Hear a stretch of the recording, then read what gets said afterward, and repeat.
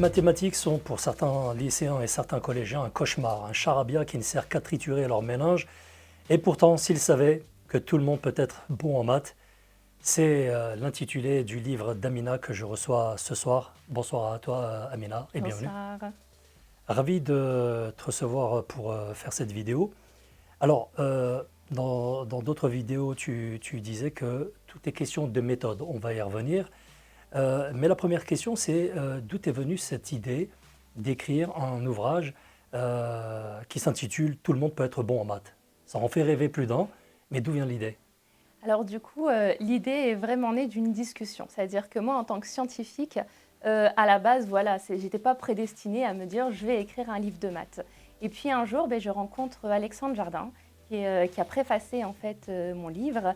Et autour de cette discussion, voilà, il me dit, je lui raconte un peu le parcours des filles alpha et tout ça. Et il me dit, tu sais, Amina, ce que tu fais, là, tu me le racontes comme étant une évidence, mais ce que tu fais n'est pas normal. Il n'y a personne qui se lève le matin en se disant, voilà, il y a une problématique qui est nationale, élever le niveau des petits en maths. Il n'y a personne qui se lève le matin et de se dire, je vais me prendre en fait cette mission à bras-le-corps. Et donc, du coup, il m'a dit, ça vaut vraiment le coup, en tout cas, que tu racontes cette histoire et que tu expliques aux gens où tu en es aujourd'hui. Alors du coup, ça fait plaisir et ça donne beaucoup d'espoir à plein de parents qui voudraient voir leurs rejetons devenir des Einstein des mathématiques. Et pourtant, tu le disais dans d'autres interviews, c'est une question de méthode. Tu as créé une méthode à travers une société que tu as montée également. Est-ce que tu peux nous en parler? Oui, alors cette méthode, elle repose vraiment sur deux principes fondamentaux. La première, c'est au lieu de raisonner en fait comme les mathématiques comme étant des gros chapitres, on ne sait pas trop ce qu'il y a dedans, c'est plutôt donc de raisonner en notions. Par exemple, si on prend un chapitre classique, tout ce qui touche par exemple au calcul littéral, souvent ça parle beaucoup. Donc dans le calcul littéral, voilà, on ne sait pas ce qu'il y a dedans. Ça fait un gros chapitre, en plus un gros mot, on peut avoir peur. Non, l'idée c'est de dire dans le calcul littéral finalement, il y a trois notions à maîtriser. Dedans, il va y avoir la simple distributivité, il va y avoir la double distributivité et puis les identités remarquables. Donc déjà, ça devient plus précis. Et ensuite, de se dire, voilà, on va commencer avec la notion la plus simple qui est la simple distributivité. On part en fait d'un exemple hyper concret. C'est-à-dire que ça ne sert à rien de rentrer parfois dans de la grosse théorie, c'est qu'on part d'un truc hyper concret et puis on va expliquer à partir des méthodes la notion de la simple distributivité. Ça ne doit pas durer trop longtemps parce que l'idée, c'est pas après de partir sur un long monologue où de toute façon, on va perdre les élèves. Donc voilà, on explique. Et une fois qu'on a expliqué, du coup, les élèves vont pouvoir en fait s'amuser, vont pouvoir rentrer en fait en contact avec la première notion en faisant des petits exercices, pas très compliqués pour commencer. Donc ils vont se tromper, ce qui est super important. Ils vont comprendre leurs erreurs et puis ils vont aussi mieux comprendre la notion et développer les bons automatismes. Une fois que la première notion est acquise, du coup, on peut passer à la suivante. Et forcément, la suivante va demander d'avoir maîtrisé la précédente. Donc l'idée, c'est vraiment comme ça, de construire couche par couche le bagage mathématique. Et puis qu'une fois qu'on a en fait tous ces outils, c'est de pouvoir en fait se focaliser du coup sur des exercices qui vont demander plus de réflexion. Ça, c'est le premier principe. Le deuxième principe, c'est vraiment de parler les maths en langage courant. Ça veut dire que, voilà, en mathématiques, pour moi, il y a effectivement deux mondes. Il y a le monde du langage officiel et puis il y a le monde, on va dire, du langage oral. Le langage officiel, aujourd'hui, il n'y a que de la place que pour lui. C'est-à-dire qu'on les retrouve dans les livres, c'est les petites définitions, les théorèmes, le truc super beau, super carré. C'est d'ailleurs aussi ce langage qui est utilisé très souvent quand on est dans une forme de représentation, donc par exemple les profs et tout ça, même s'il y a de plus en plus ces efforts, on va dire, de vulgarisation. Et puis, il y a ce langage oral qui, lui, va être vraiment du « comment j'ai compris les maths ». Et quand on va dans ce langage, des fois, ça n'a rien à voir avec le langage officiel. Et l'idée, c'est vraiment de dire que ces deux langages peuvent cohabiter. Le premier, c'est vraiment pour que l'élève s'empare de la notion, qu'il la comprenne. Et puis le deuxième, du coup, va être utile pour effectivement ne pas perdre, en tout cas, dans la rigueur mathématique qui est vraiment fondamentale, en tout cas, et c'est ce qui rend les mathématiques universelles. Alors moi, je tenais à le dire aussi à travers cette interview. Je vais rappeler simplement quelques traits de ton parcours. Tu es entre autres ingénieur et diplômé de magistère de physique fondamentale. Et il faut le dire aux auditeurs qui nous regardent ce soir, qui vont regarder cette vidéo, tu as tourné le dos à une très belle carrière. Tu as peut-être aussi refusé de très beaux salaires uniquement pour te consacrer à justement la transmission d'un message, la transmission d'une valeur qui est donc les mathématiques. Ça va soulager, ça va aussi faire beaucoup, ça va faire plaisir à beaucoup de parents. et tu vas probablement délivrer des enfants de la médiocrité. Au jour d'aujourd'hui, Ouais. tu as eu une centaine ou voire même un millier de personnes qui sont passées à travers tes cours, c'est ça? Absolument. Ouais. Ouais, C'est-à-dire qu'en suivi avec les élèves, on est à plus d'1 millier en cumulé. ouais, On a vendu aussi des milliers de livres, hein, donc oui. c'est-à-dire que ça reste un support. On a notre plateforme pédagogique aussi, Mhm. où là aujourd'hui, donc elle existe depuis quelques mois, mais on est à plus de 300 personnes aujourd'hui qui travaillent sur la plateforme. D'accord. Et ça te rend heureuse? Mais en fait, souvent les gens pensent que je suis une passionnée de maths, Oui. mais en réalité, pas du tout. Ah bon? Je suis pas. Non, mais vraiment, j'aime les maths, hein, Oui. mais je vais pas voilà, être cette personne qui va lire toutes les revues qui sortent et tout ça. Ouais, Par d'accord. contre, je suis une passionnée de réussite. Ouais. C'est-à-dire que moi, aujourd'hui, ce qui, moi, me motive, ce qui me fait, voilà, c'est quand j'arrive et que je vois les yeux de mes élèves briller. C'est-à-dire, en fait, une fois qu'on a goûté à ça, en fait, ça devient difficile de s'en De s'en défaire. passer, ouais. Mais carrément, donc du Alors, coup, voilà. Fais briller nos yeux. Est-ce que tu peux nous parler de quelques réussites qui sont passées chez toi, des élèves qui ne croyaient peut-être pas en eux et qui sont devenus de bons matheux? Bien sûr, alors j'en ai plusieurs. J'ai par exemple Dania, qui avait commencé avec moi quand elle était en 4e. Elle a commencé, voilà, elle avait 7,2 moyenne en maths, donc pas fameux quoi. Mhm. Mais pourtant, cette fille était brillantissime. C'est-à-dire que quand on regarde en fait sa moyenne de maths, on se dit, elle comprend rien quoi. Au mieux, elle fera un bac pro, ce sera super. Mais en fait, moi, j'ai identifié très rapidement que non, que cette fille, elle avait quelque chose. D'accord. Donc du coup, on a travaillé. Les parents m'ont fait confiance, hein, c'est ça aussi qui est beau. C'est-à-dire que pendant 1 an, honnêtement, on n'a pas décollé, on n'a pas passé les 7 de moyenne. Hein. Si on se focalise Ah uniquement oui, sur les ça notes. aussi, il faut le savoir. C'est que ça prend du temps, Ouais. vraiment. C'est-à-dire que si l'objectif, c'est juste d'avoir des bonnes notes, on peut. Mais si on veut réellement élever le niveau du petit, réussir à lui enlever en fait ces différents blocages, bah ça prend plus de temps. Et donc du coup, moi, je peux travailler qu'avec des personnes, des parents qui me font confiance aussi, parce qu'à un moment donné, ils se disent, je paye des cours, pendant 1 an, elle a toujours 7 de moyenne. Ben non, parce que la maman et le papa avaient compris que derrière, il y avait un travail de fond qui était beaucoup plus fort. Et aujourd'hui, bon, bah, Dania, voilà, son établissement voulait absolument qu'elle aille en bac pro. On a forcé et puis bon, bah, aujourd'hui, elle est en terminale, en spécialité maths et physique-chimie et ça se passe très bien. Fabuleux. Bah oui, on en a des exemples comme ça, j'en ai plein. C'est juste que moi, ce qui va être super important à comprendre, c'est que c'est un travail d'équipe, vraiment. C'est-à-dire que la réussite, d'une manière générale, et on parle de réussite, on pourrait remplacer le mot réussite par épanouissement, enfin voilà, c'est un travail d'équipe dans lequel eh bien, il y a 3 acteurs principaux. Donc au milieu, on a l'élève, c'est-à-dire que voilà, à un moment donné, si le petit ne veut pas travailler, alors on peut essayer de le motiver tout ce qu'on veut au début, mais il y a un moment donné, on ne pourra pas travailler à sa place. Mais il y a également le parent et le corps pédagogique. Et le parent, voilà, il a vraiment un rôle fondamental.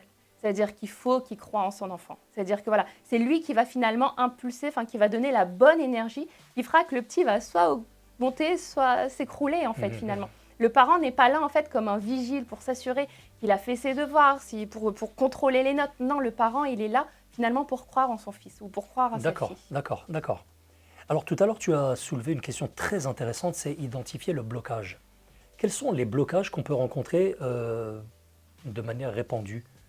En fait, les blocages, souvent, ils sont plus de l'ordre psychologique, vraiment. C'est-à-dire qu'en fait, et c'est pour ça que souvent, plus on attend, je dis clairement qu'il n'est jamais trop tard, mais plus on attend, plus ça devient difficile, non pas parce que le petit il a accumulé des lacunes, mais parce qu'en fait, les blocages, ils s'installent de plus en plus. Et souvent, les blocages, vous savez, déjà de base, dans la société, quand on dit maths, maths, ça fait peur. Alors quand tu dis blocage, ça veut dire que les personnes s'auto-persuadent qu'elles sont nulles en maths? C'est ça que tu veux dire? C'est ça. Et en fait, on est dans une sorte de cercle un peu vicieux, c'est-à-dire que quand on se dit qu'on n'est pas bon en maths, bah forcément, au moment où on compose, ben, on donne pas, enfin, même si on a l'impression de donner le meilleur de soi-même, il manque ce quelque chose. Et donc, du coup, comme la note arrive et que parfois, elle n'est pas fameuse, donc du coup, on rentre dans ce cercle vicieux où on se dit, bon, bah, je pense que je suis nulle en maths et mes notes le confirment. Et c'est pour ça que pour moi, c'est fondamental de prendre du recul sur les notes. Et moi, souvent, quand je vois mes élèves, je leur dis, toi, comment tu te sens? Ils me disent, non, mais mes notes. Je ne parle pas de tes notes. Je veux savoir, toi, comment tu te sens? Est-ce que tu as l'impression que tu comprends? Est-ce que tu as l'impression... Et du coup, ils sont un peu perturbés parce que des fois, ils vont dire, ouais, c'est vrai que je comprends, mais il y a mes notes qui parlent pour moi. Non, je veux que tu parles pour toi. Et du coup, ces 2 discours sont intéressants. Et ce qu'il faut, du coup, c'est quand eux, ils prennent conscience que l'important, numéro un, et attention, c'est super dur parce qu'on est dans une société où c'est les notes qui dictent tout. Donc, ça veut dire qu'en fait, je demande à mes élèves de faire un effort pour se dire qu'au final, ce qui va être fondamental, ça va être eux, est-ce qu'ils ont compris. Et les notes, en fait, ce ne sont juste que la conséquence d'avoir un élève qui a compris, qui est en confiance, qui se dit que c'est possible. Et c'est pour ça que c'est un travail d'équipe, parce que si derrière, le parent, en fait, ne voit que la note, et c'est ce qui est terrible aujourd'hui avec les pronotes et écoles directes, c'est qu'on voit qu'une note qui s'affiche et on ne voit pas, en fait, ce que l'élève a fourni comme effort, bah oui, on passe à côté, pour moi, de l'essentiel. Alors, dans cet ouvrage intitulé « Tout le monde peut être bon en maths », quels sont les messages que tu as cherché à véhiculer en priorité? Il y en a beaucoup, hein, des messages dedans. Mais qu'est-ce que tu as cherché à passer comme message en priorité? En priorité, c'est vraiment que tout le monde peut être bon en maths. C'est-à-dire que voilà. Et en fait, ce qui est beau dans tout le monde peut être bon en maths, c'est que vous savez, les maths, ça continue d'être la discipline qui fait le plus peur.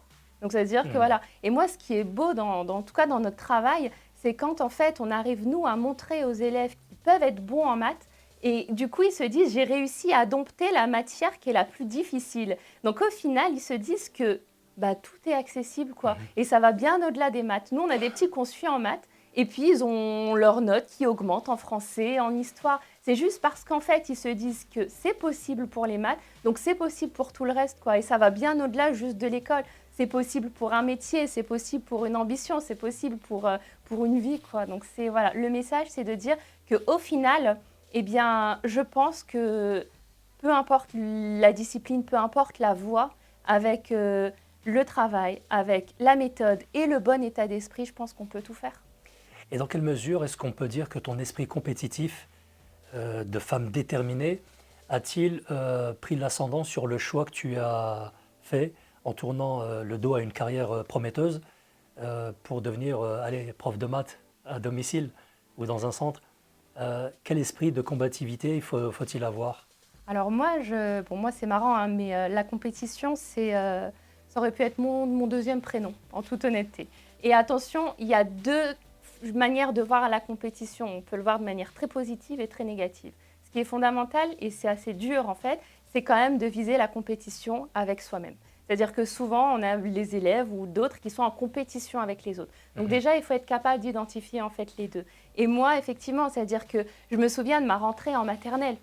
Pas beaucoup qui se souviennent de leur rentrée en maternelle. Moi, je me souviens de ma rentrée en maternelle, j'avais les copines qui étaient là en train de pleurer. Et je dis, mais ça va pas, quoi. On est quand même à l'école, on va apprendre et vous êtes là en train de pleurer. Et en fait, si vous voulez, moi, ce qui m'a intéressée, hein, c'est au final, ouais, entre guillemets, j'ai toujours essayé d'être la meilleure.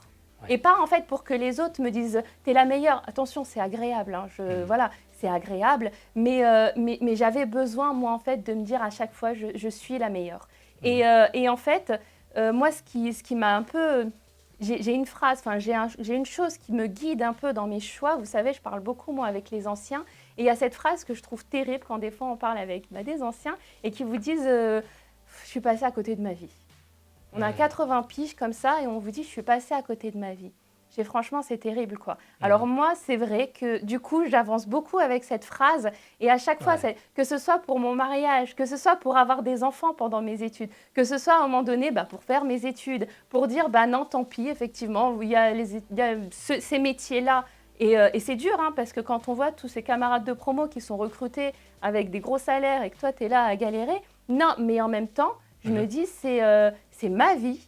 C'est moi, c'est mon choix, mais par contre, je vais faire le max pour donner le meilleur. Même si c'est soi-disant un sous-métier, je vais prouver que ce sous-métier, je peux en faire peut-être de l'or, quoi, voilà. Et des milliers d'heureux. Exactement. Et peut-être aussi de vainqueurs. Alors, il y a autre chose aussi, c'est toujours pour rester dans l'esprit de compétition et l'esprit combatif, c'est qu'à l'époque, tu habitais dans le 93 et tu allais à Orsay alors que tu attendais ta première fille, me semble-t-il. Ouais. Si ça, c'est pas de la combativité, de prendre le RER tous les matins, et tu l'as fait. Je l'ai fait tous les matins et je me souviens aussi, juste avant le partiel, on était dehors en train d'attendre que les portes s'ouvrent, donc j'étais enceinte de 3 mois et je me suis évanouie devant la porte du partiel. Et puis après, je reprends mes esprits et puis la porte s'ouvre et je compose. Et en fait, voilà, c'est-à-dire que c'est que souvent, les gens voient aussi que le résultat. Mhm. Ils se disent, ouais, purée. Et ce qui me rend dingue, moi, c'est quand les gens, en fait, me disent que j'ai de la chance. Ben Alors non, oui, il y a il de y a l'effort, peut-être un oui. peu de chance, mais je veux dire, voilà, on ne voit pas derrière. C'est-à-dire que moi, quand je dis à mes élèves qui sont dans le 93, quand on commence ce délire là, de Parcoursup et tout ça, et que je leur dis, tu as choisi tes facs, ils me disent, ouais, franchement, je veux rester dans le coin et tout. Je fais quoi, tu vas rester dans le coin? Va au moins dans Paris. Non, franchement, Paris, c'est loin, 1 heure de transport. Et en fait, non, il y a un moment donné, en fait, il y a beaucoup de choses qui se jouent dans la tête. Et c'est pour ça le lien avec le sport, il est génial. C'est vrai, c'est qu'il y a un moment donné, il faut savoir ce qu'on veut. Vraiment, il faut savoir ce qu'on veut. Il faut savoir à quel niveau on veut aussi aller. Et puis, il y a un moment donné, il faut aussi se donner les moyens. Et se donner les moyens, comme je dis à mes élèves, hein, c'est pas avoir bossé genre pendant une semaine à fond. Non, c'est qu'en fait, il faut avoir bossé tout le temps Tout le temps. et pendant longtemps, quoi, des fois. Il faut être constant. Alors, dans une interview, tu as également parlé de l'autocensure des femmes. Alors que toi, tu es vraiment l'archétype du contraire. Tu es une femme battante et tu l'as prouvé. Et aujourd'hui, tu es satisfait, tu vis un petit peu ton bonheur. Qu'est-ce que tu pourrais dire à ces femmes qui s'autocensurent et qui pourraient avoir des capacités sportives, intellectuelles, professionnelles, etc. Ben, c'est de leur dire qu'en fait, il faut qu'elles y aillent, quoi. C'est tout. C'est-à-dire vraiment, il faut qu'elles y aillent. Et à un moment donné, c'est terrible. Ça continue en fait d'être ce poids de la société. C'est-à-dire que voilà, pendant longtemps, on disait que les femmes avaient des capacités moindres, par exemple en maths, que les hommes. Aujourd'hui, ça va mieux. Maintenant, ce qu'on est en train de dire, c'est que les femmes vont naturellement vers les humanités, donc la santé et tout ça, parce que naturellement, une femme est plus attirée par ça. Et en fait, moi, je pense que c'est assez dangereux. C'est-à-dire que si maintenant l'idée c'est de dire que les femmes ne vont pas vers les sciences parce que biologiquement elles n'aiment pas ça, moi je trouve que c'est terrible. Bah oui. Ben oui, parce qu'en fait aujourd'hui, non, ça continue d'être le poids de la société. Aujourd'hui, quand on voit qu'il y a juste 28% de femmes dans les filières scientifiques, quand je dis filières scientifiques, c'est plutôt maths, physique, les sciences dures, il y a un moment donné, on ne les trouve pas aussi ces femmes dans notre environnement. Moi, ce qui me fait rire, c'est quand je dis à mes élèves, vas-y, donne-moi un exemple de femmes scientifiques. C'est super dur. Moi, elles me sortent encore Marie Curie. Alors, elle est géniale, extraordinaire, mais il y a un moment donné, quand on est un peu quand on cherche des modèles, quand on cherche des gens à qui on veut ressembler plus tard, non, Marie Curie, c'est compliqué, quoi. Ouais, c'était en 1900 Becquerel. C'est ça. On va terminer cette interview sur cette petite note de rire. Merci d'avoir accepté mon interview. Et je rappelle le titre de ton ouvrage aux éditions Marabout. Tout le monde peut être bon en maths. Je te souhaite plein de succès et beaucoup de succès aussi à tes élèves, Défi Alpha à Aulnay-sous-Bois. Merci.